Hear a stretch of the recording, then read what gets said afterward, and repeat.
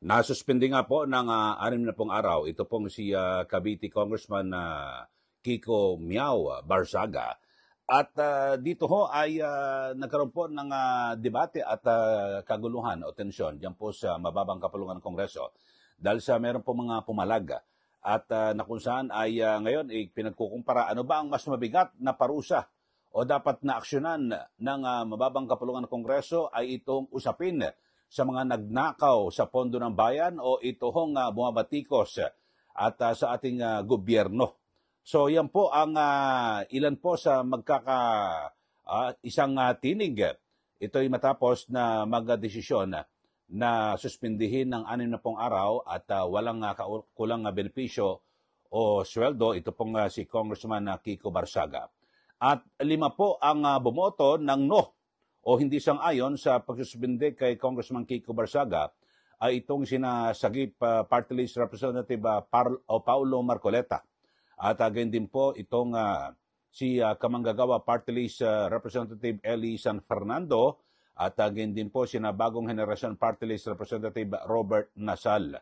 At again din po itong si Quezon City 4th District Representative Bong Suntay at ito hong si Batangas 1st District Congressman Leandro Legarda Libiste.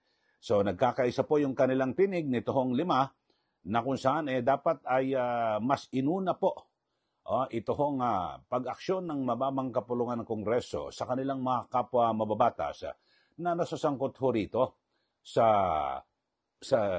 usapin ng nakawan dito sa flood control project at iba pang proyektong pang-infrastruktura. So, pakinggan natin ang ilang bahagi ng pahayag at na kung saan ay ito namang si Congressman Kiko Barzaga ay kanyang tinanggap naman ng maluwag sa kanyang puso at yung naging paghatol sa kanya ng House Committee on Ethics at ito pakinggan ho natin at dito ho may eksena pa ho, pinatayan ho siya ng mikropono.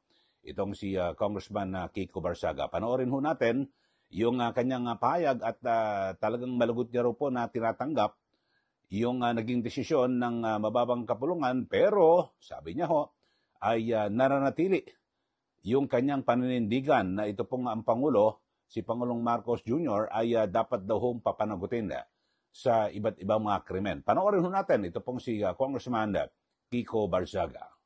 Mr. Speaker, may we recognize Honorable Kiko Barzaga. Honorable Kiko Barzaga is hereby recognized. Okay. Testing. Good.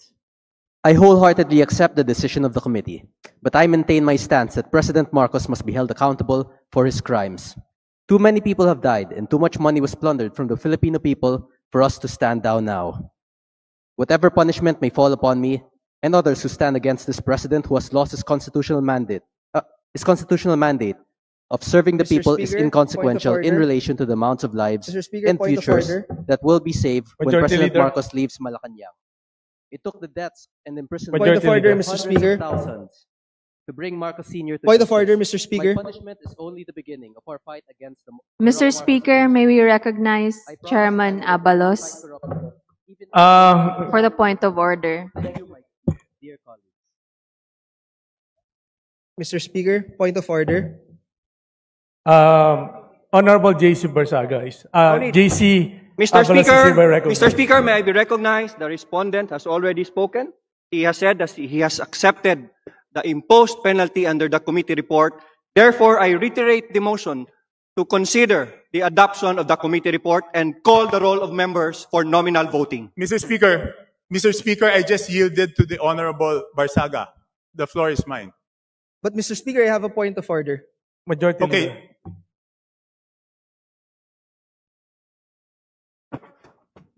What's the point of order, Mr. Speaker? May I know from the chairman?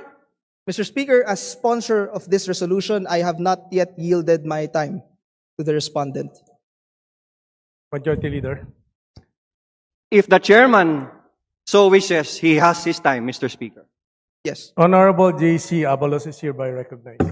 Mr. Speaker, I would like to point out that as sponsor of this resolution, it is my time regarding this measure that we are deliberating right now. I would also like to put on record, Mr. Speaker, that the respondent has been given an opportunity to explain his defense at the proper forum, and we have accorded. Yan po ang pahayag ni Congressman Kiko Barsaga na kung saan ay sabi niya nanindigan ho siya sa kanyang mga naunang nabanggit at pahayag laban po sa Pangulo at kasi marami roho ng mga tao ang namatay. Siyempre, alam niyo naman ho yung mga nasawi dito po sa mga nangyaring mga kalamidad dito po sa ating bansa. At yung napakarami ho ng mga pera ang nadambong mula po sa pera ng taong bayan. Yun ho ang binabanggit nito pong si Congressman Kiko Barsaga. At yun ho, nawalan na raw po ng kontrol at mandato ang Pangulo sa kanyang sisilbi sa taong bayan. So yun po ang pahayag ni Congressman Kiko Barsaga na kung saan ay agad na siya po'y inapula at pinatayan ng mikropono diyan po sa mababang kapulungan Kongreso. Samantala, ay 5 ho sila, no, yung mga tumutol, pero ito ay siguro 2 lang ho ang ibibigay ho natin. Itong si Congressman Paulo Marcoleta ng Sagip Party List ay may binabanggit ho siya na kung saan ay ang sabi ho niya, ano bang mas matindi? Ang magmeow o yung pagbati kasi ginagawa ho ni Congressman Kiko Barsaga or ito hong pagnanakaw sa ating gobyerno. Panoorin ho natin ito hong pahayag ni Congressman Paulo Marcoleta. Mr. Speaker, distinguished colleagues, isang mapagpalayang hapon po sa ating lahat. I rise to place on record this manifestation of support for Honorable Francisco Kiko Barsaga and to express my strong opposition to any move seeking his suspension from this august chamber. From Voltaire's philosophy of tolerance and freedom of expression, this line is often quoted, "I may not agree with what you say, but I will defend to the death your right to say it." The independence of the legislature ensures that members may speak fully, frankly, and fearlessly on matters of public interest. Honorable Barsaga's statements directed at alleged corruption within the government falls within the fullest and most urgent category of political expression. To penalize him for raising concerns on corruption, which the Constitution itself mandates Congress to check, is to subvert the very principle of parliamentary privilege. Mr. Speaker, 2004 pa lang po, andito na po ako bilang Chief of Staff po ng aking ama. Nakita ko po ang mga oposisyon na grabe magtuligsa sa administrasyon. Nandyan po ang mga magigiting na miyembro ng Makabayan Bloc na sila Saturno Campo, Lisa Masa, Joel Berador, na talagang magigiting na mga figura ng oposisyon.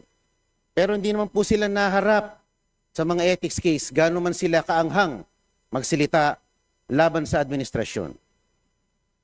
My dear colleagues, Honorable Barsaga is seated in this chamber because the people of Dasmariñas City, Cavite, placed their trust in him as affirmed through the ballot.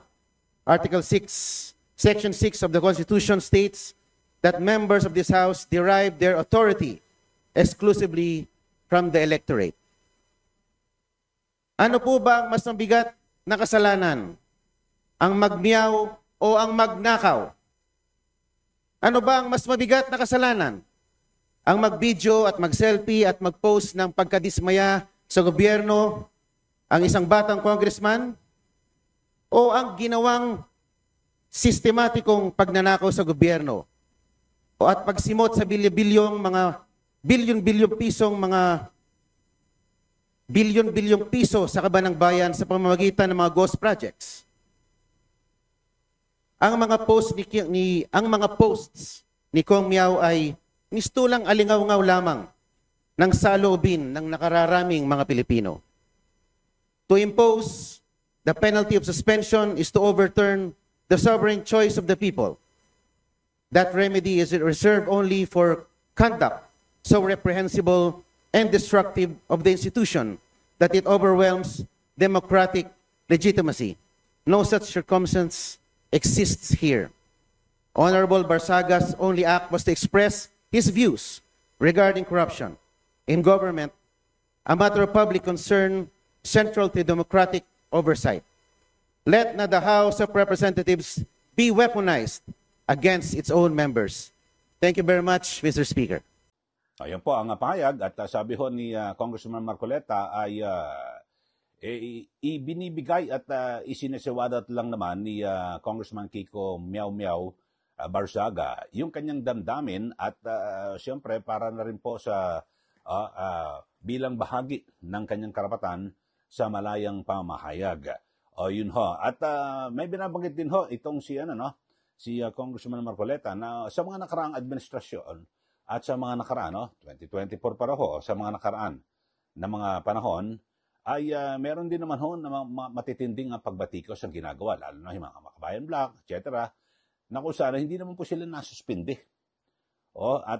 Yun ho, pero ngayon pinagtataka bakit ganun ho ang ipinataw na parusa dito po kay Congressman Kiko Barsaga. At eto ho, puntahan naman natin ito pong si Batangas First District Congressman Leandro Legarda Libiste. Mabigat din ho yung kanya mga pahayag na kung saan ang sabi niya, bakit inuna ng Ethics Committee itong pagrepaso at pag-iimbestiga at pagdedesisyon dito po sa kaso ni Congressman Kiko Barsaga. Samantalang napakarami ho ng mga kongresista ang sangkot di umano dito po sa flood control project at yung pagpandarambong sa pondo ng bayan at isa po siyempre sa pinariringgan niya yung kanyang kasama ho dyan sa Batangas, kanyang kalalawigan na itong si CWS Party List Representative Edwin Garjola.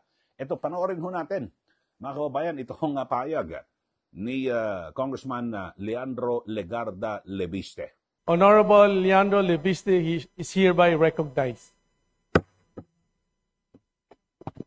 Distinguished colleagues, ang boto ko ay no, hindi dahil perpekto si Congressman Barzaga, pero dahil questionable para sa akin na minadali natin itong desisyon dahil ngayong hapon lang natin nakuha ang committee report na ito at si Congressman Barzaga lang ang sinampahan ng kaso ng Committee on Ethics.